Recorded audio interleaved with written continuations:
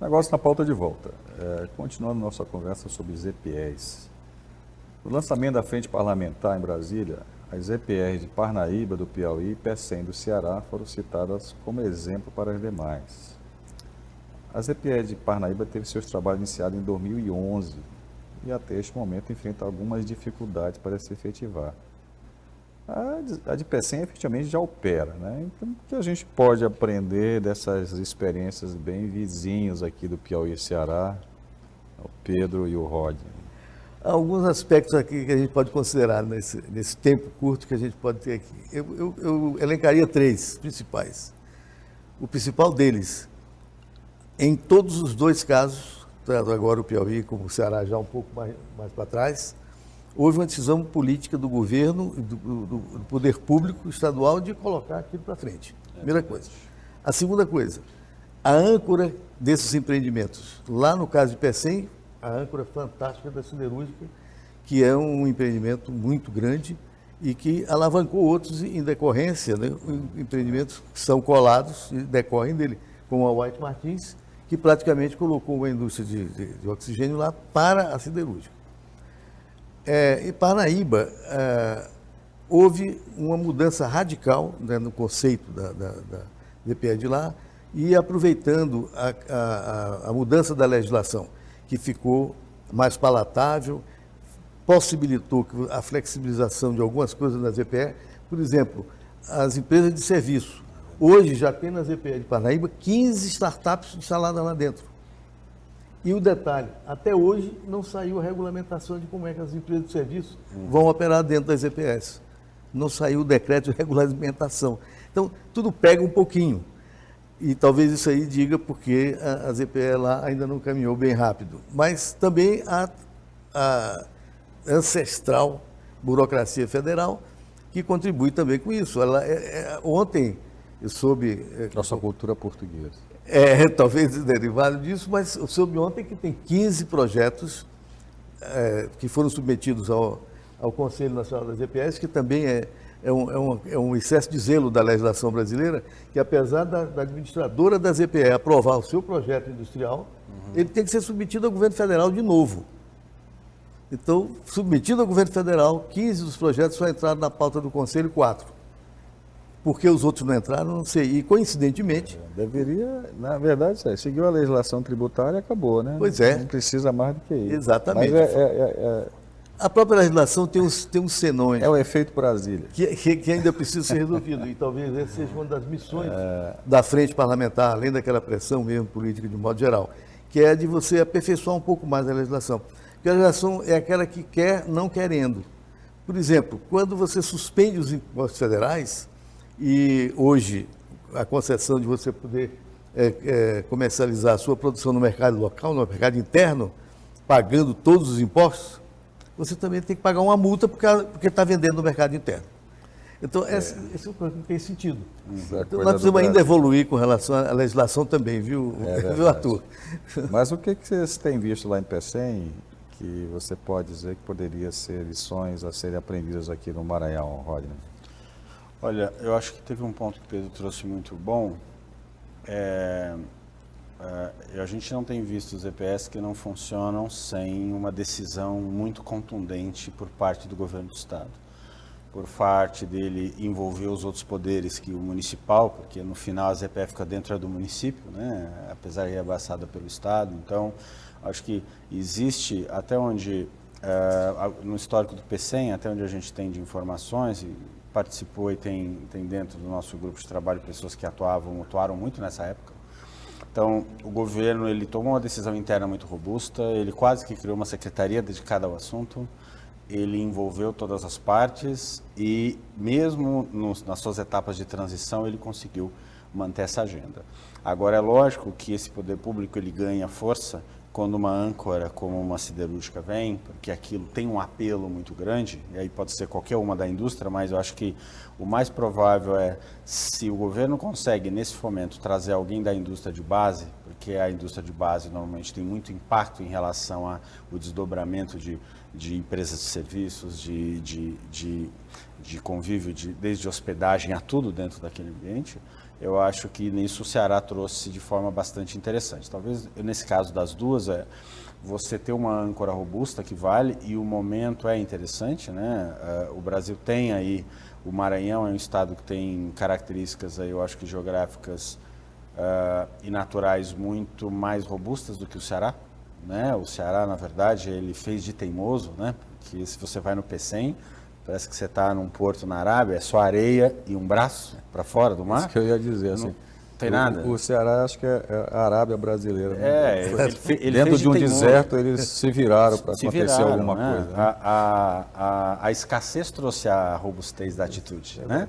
Agora, o Maranhão é um estado excepcional, você tem tudo aqui, você tem uma saída forte em relação a grãos, tem um porto com características muito interessantes, então o trabalho da ZPE, eu acho que ancorar é uma coisa importante, a força do Estado em tomar essa decisão, e uma coisa que o Pedro citou bem é essa questão de serviços, né? Eu acho que o Maranhão aqui ele está localizado muito bem. Se você olha o fluxo marítimo mundial, você tem, não há nada do Atlântico para o Pacífico que não passa aqui na frente, o canal do Panamá é aqui na esquina. Se você vem do Atlântico Norte, você passa próximo. Se você passou pela ponta da África e passou pela ponta da América Latina, você é obrigado a passar aqui para ir para o Atlântico, para não passar no Cabo Horn, que é a pior alternativa possível. Então, resumindo, você tem um porto interessante, uma capacidade de fomento, numa localização muito interessante para você gerar essa capacidade de você trazer indústrias que usem isso aqui como uma alavanca, que eu acho que aí a comparação nem em tudo cabe, mas Singapura fez o quê? Pegou o seu posicionamento e transformou isso numa capacidade de negócio excepcional.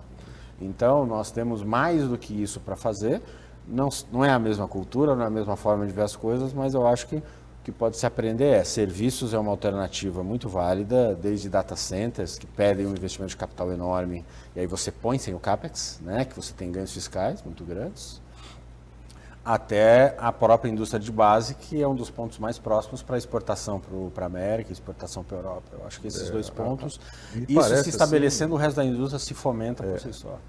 O que nos parece é que todas essas políticas são políticas de longo prazo, são políticas de Estado, tem muita dificuldade de andar no Brasil. É, correto. E ela só tem 2 anos a gente fez de vida. um dos programas aqui, mas já fizemos mais de um programa, 2 programas aqui, sobre a Norte-Sul, a primeira há 3 anos atrás. Foi o programa de maior audiência que nós tivemos aqui. Até com o Zé Reinaldo, se não me engano. Foi com o Zé Reinaldo presente. E tivemos recentemente, o Zé Reinaldo não pôde estar presente, sobre a conclusão, de fato, da Norte-Sul no último trecho, que ligava Anápolis à Estrela do Oeste. E nesse primeiro programa que o Zé Reinaldo veio aqui, eu chamo o Zé Reinaldo porque priva da amizade dele aqui, igual o Pedro aqui também. Não vai chamar ele de excelência, né, Pedro? Excelência. O Zé Reinaldo estava contando as dificuldades no início da ideia da Norte-Sul, né?